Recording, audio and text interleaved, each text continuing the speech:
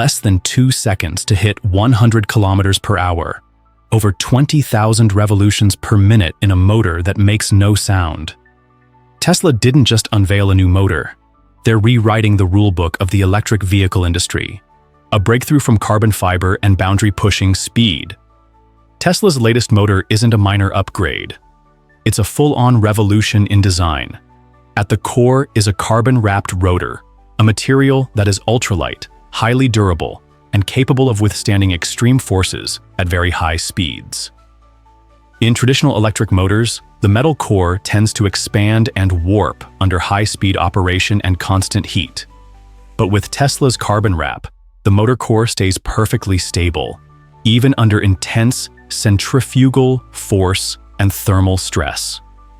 As a result, the motor breaks past 20,000 RPM, a number even elite supercar brands never dared to target. This not only boosts vehicle speed, but also reduces wear and dramatically extends motor lifespan. Faster and more efficient than ever. The numbers aren't just impressive, they're real.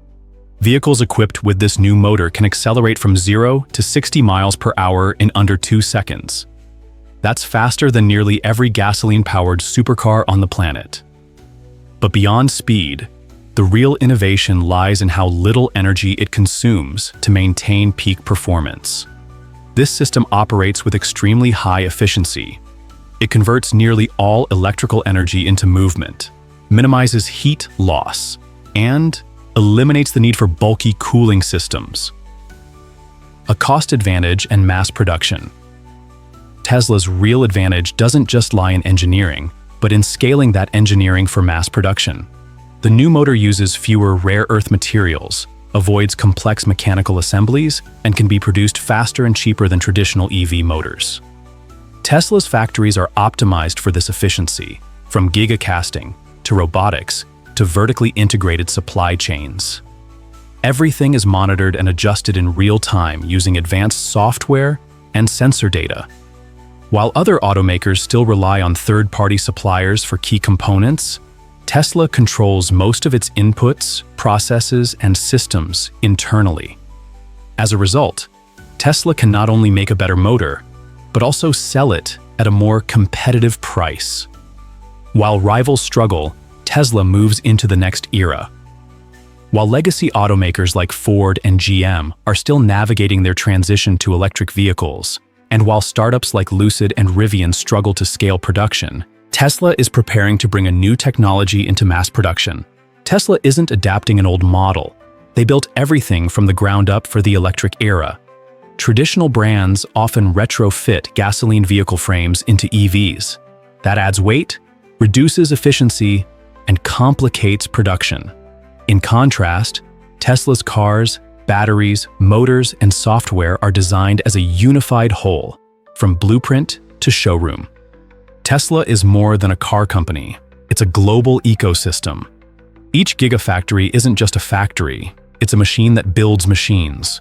From high-pressure casting and non-stop robotic production to real-world data feedback from millions of miles driven, Tesla constantly improves its own manufacturing model. Complementing this is the 4680 battery cell, lighter, cheaper, higher in energy density, and perfectly compatible with the new motor.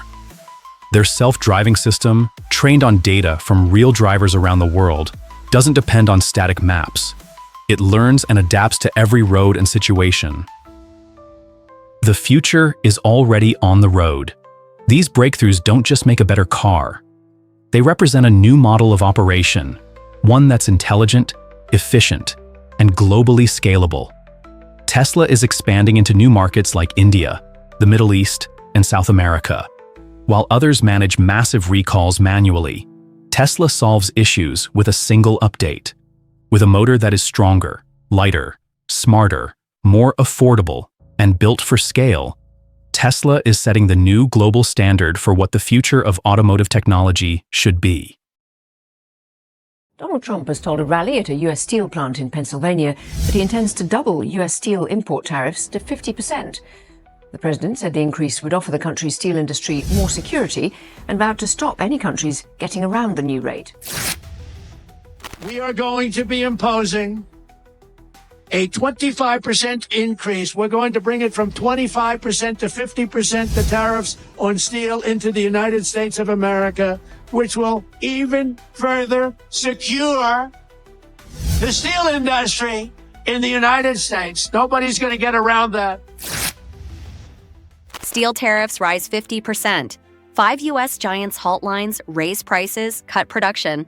Ready to discover why? Steel tariff policy and the unstable context. Did you know? The U.S. steel import tariff has surged to 50% in a short time. This major decision aims to protect the domestic steel industry from massive pressure by cheap imports. But has everything gone as planned? In reality, instead of stabilizing steel development, this tariff policy has thrown many big companies into turmoil, facing unprecedented difficulties. Not stopping there, the government has delayed imposing a 50% tariff on goods from the European Union due to stalled trade talks with no progress in sight. So, what do you think when a policy meant to be a shield protecting American industry turns into a double-edged sword? The instability and uncertainty in tariffs have created an extremely difficult environment for businesses. They can't plan production or predict how raw material costs will fluctuate in the near future. Many companies have started turning to more stable markets like Mexico, Vietnam, or Thailand to avoid risks and maintain operations. Tariffs are no longer just numbers. They are major barriers that make every production and investment plan tangled and uncertain. How long do you think this policy can last before its negative effects spread even further? Direct impact on major companies and consumers. Let's take a look at 5 American giants facing heavy pressure from tariffs. Walmart, the leading retailer, openly admits tariffs are squeezing profits. They've raised prices on everything, from essentials to electronics, while cutting thousands of orders and suspending contracts with some suppliers. General Motors and Ford, the automotive giants, withdrew financial forecasts due to unpredictable raw material costs. Ford halted some production lines. GM cut investment plans. Harley-Davidson, the iconic motorcycle maker, moved production to Thailand to avoid import tariffs as high as 60% in key markets.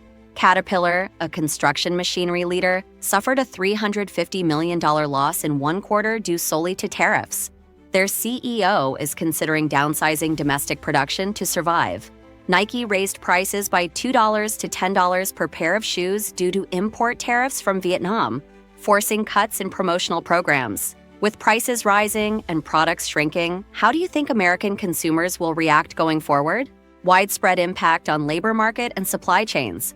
Tariffs not only challenge businesses, but also directly affect workers and the national supply chain. Many factories have been forced to shut down or cut staff. Contracts are canceled, transportation activities shrink, supply chains break down, and prices keep rising. Do you know that those hardest hit are factory workers and small businesses who rely entirely on stable supply chains to make a living? A policy intended to protect the economy. But is it unintentionally sacrificing essential opportunities and rights of the labor market and consumers? Economic overview and an open question about the future. Tariffs are seen as a political weapon to boost domestic production, but what's the reality? They are causing deep and widespread damage to the U.S. economy. Many big companies are pulling out, not by choice, but to protect themselves from unpredictable policy shifts. Once factories and investments move abroad, is it easy for them to return? The answer is almost never. So, do you think this is the price America must pay for protectionist policies? That's right. The news here being that the Trump administration has told U.S. chip designers to stop selling their software to Chinese groups. Now, that's according to the Financial Times. The United States is set to announce new restrictions on China's access to its semiconductor technology. While not fully disclosed, some of the measures include curbs on shipments to China of chip-making equipment and AI chips. Min Soo Kyun has this report. The U.S. strategy, controlling technology to maintain dominance. The Trump administration directed American companies to halt providing EDA software, an essential tool for chip design, to Chinese firms.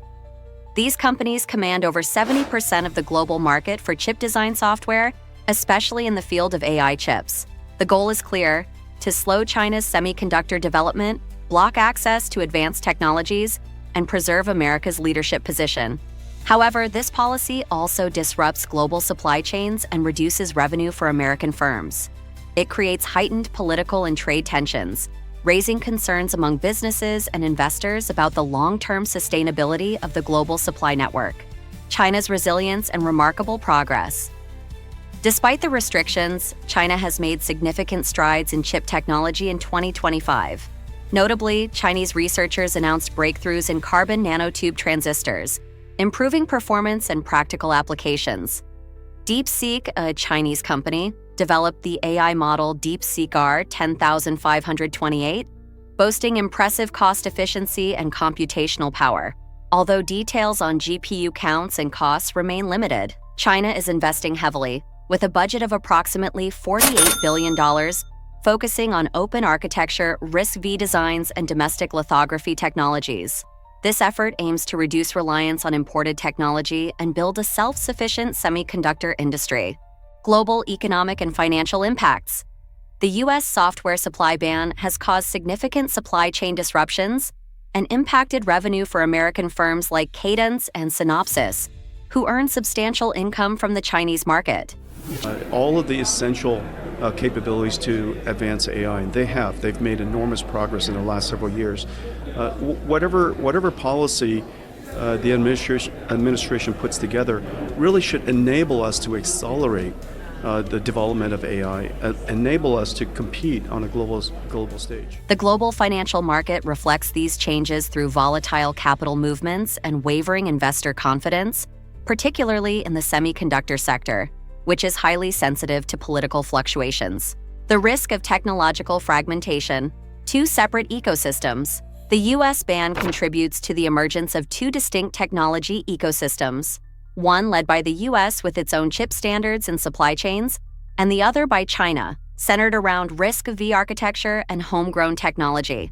This division increases research and development costs, reduces international collaboration efficiency, and undercuts the benefits of globalized technology. Such a scenario risks igniting a tech Cold War, complicating geopolitical relations further and forcing companies to face challenges in maintaining global standards and compatibility. China's response and next steps. China has pledged to defend its businesses and warned of possible retaliatory measures, including restricting exports of rare earth materials, strategic resources accounting for over 90% of global supply and critical to the U.S. high-tech industry. Biden's administration is watching closely as Beijing continues to ramp up investments aimed at technological independence, strengthening its domestic chip ecosystem and cutting dependence on foreign tech. Moreover, China is implementing tax incentives and training programs to boost high-quality talent, enhancing production capacity and innovation. A challenging yet opportunistic future. Currently, there is no official update on whether the trade war truce set to expire in August 2025 will be extended or replaced.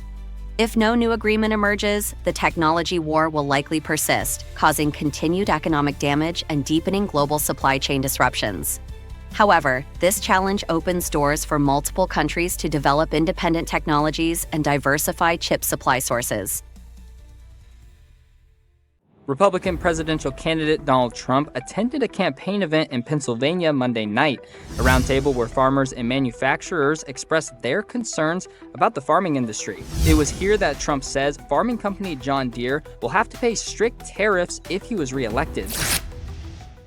600 people lose their jobs. Revenue drops by 18%. New machine sales fall by 40%. John Deere moves to Mexico, threatened with 200% tariffs. Costs rise by $500 million. Old machines become a lifeline. What's going on? The shock from an agricultural icon, John Deere, a nearly 200-year-old name that once symbolized the strength of American agriculture, is now retreating in its own homeland.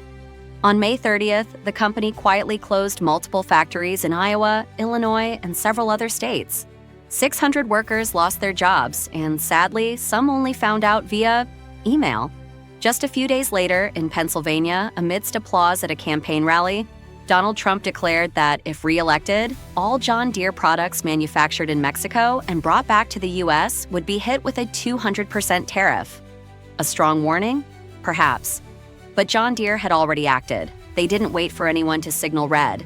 They pulled the plug themselves, right where their production heart once beat.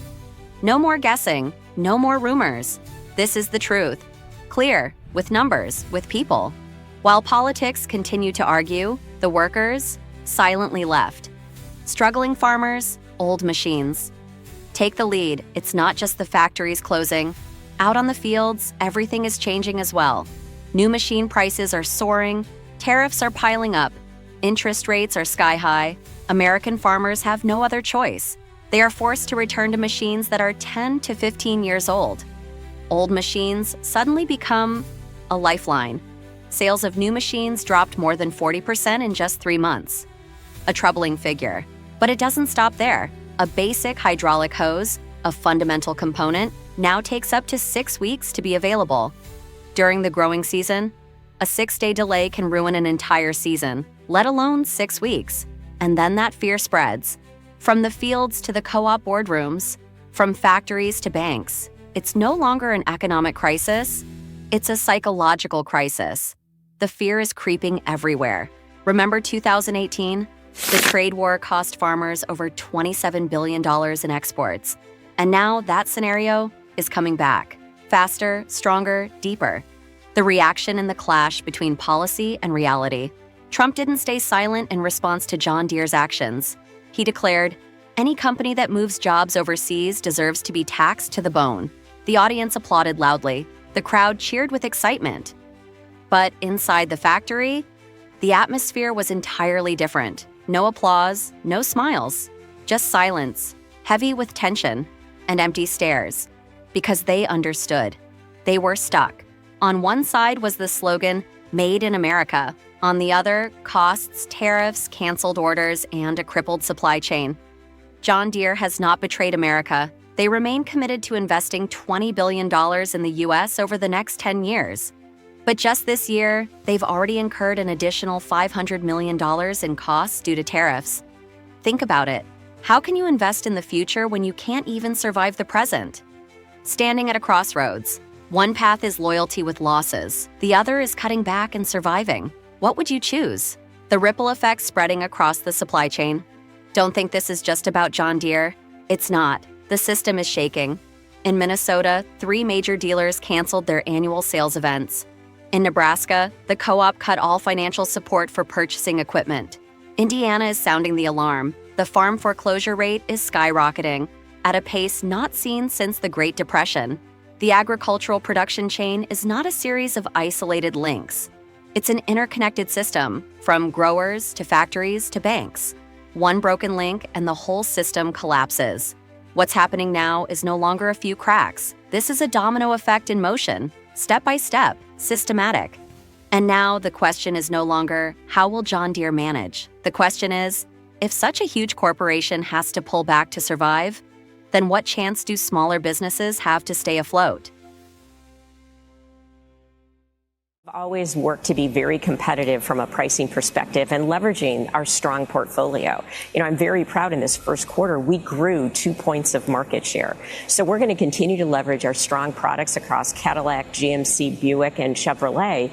And we will be competitive in the marketplace. But right now, as we look going forward, we think the pricing environment is going to be much where it is right now. General Motors is facing losses of up to $5 billion. And more than 50,000 jobs in the U.S. auto industry are at risk. But are tariffs really the main culprit?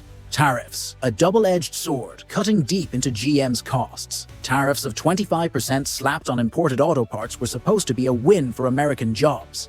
Instead, GM is staring down a multi-billion-dollar loss. Take the Chevy Silverado, assembled on U.S. soil, yet burdened with an extra $3,200 to $3,600 in costs. These added costs force GM to raise prices, putting pressure on consumers already juggling budgets. This ripple effect forces GM to rethink production, pricing, and competitiveness, all under the shadow of these hefty tariffs.